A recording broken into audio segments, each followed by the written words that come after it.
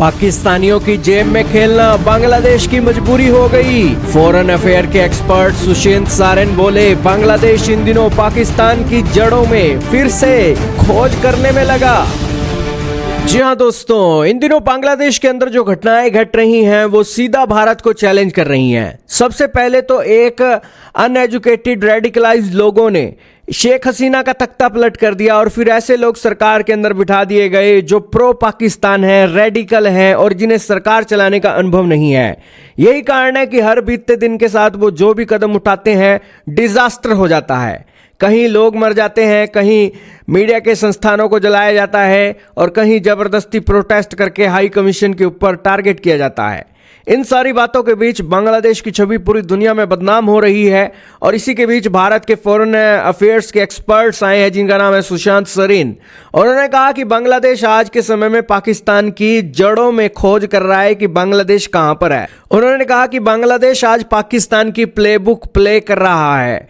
जो रिजीम बांग्लादेश के अंदर है वो इलीगल है, इलीजिमिट है, अनइलेक्टेड रिजीम है और जो पाकिस्तान की जेब में खेल रही है।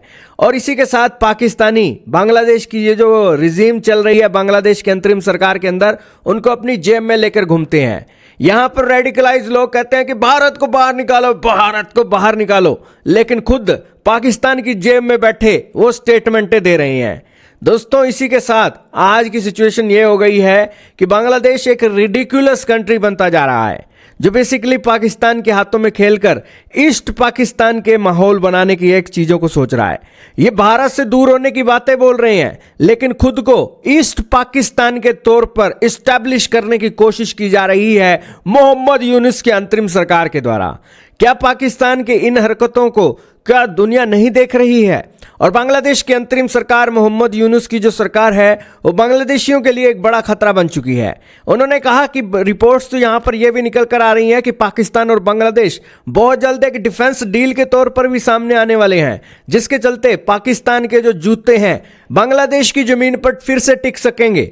यानी कि बांग्लादेश एक स्लेव, बांग्लादेश एक कॉलोनी बनने की एक दिशा में काम कर रहा है। और बांग्लादेश की अंतरिम सरकार को कोई एक्सपीरियंस तो है नहीं कि सरकारें कैसे चलती हैं, कैसे नहीं चलती, इलेक्शन कैसे लड़ना है, क्या स्ट्रेटजी है, सब कुछ पाकिस्तान से आ रहा है। यहां तक खबरें हैं कि बांग्लादेश के कई सरकारी ऑफिसरों के अंदर पाकिस्तान के बंदे बिठाए हुए हैं जो उन्हें गाइड कर रहे हैं कि बांग्लादेशियों आपको ऐसे करना है, ऐसे करना है। ये ग्राउंड रियलिटी आज के समय में बांग्लादेश की निकल रही है और भारत से दूर होते होते कब पाकिस्तान के कितने करीब हो गए ये बांग्लादेशियों को पता ही नहीं लग रहा है। तो इससे आप समझ पा रहे हैं कि किस तरीके से रेडिकलाइज कंट्री आज ये सिचुएशन कर रही है।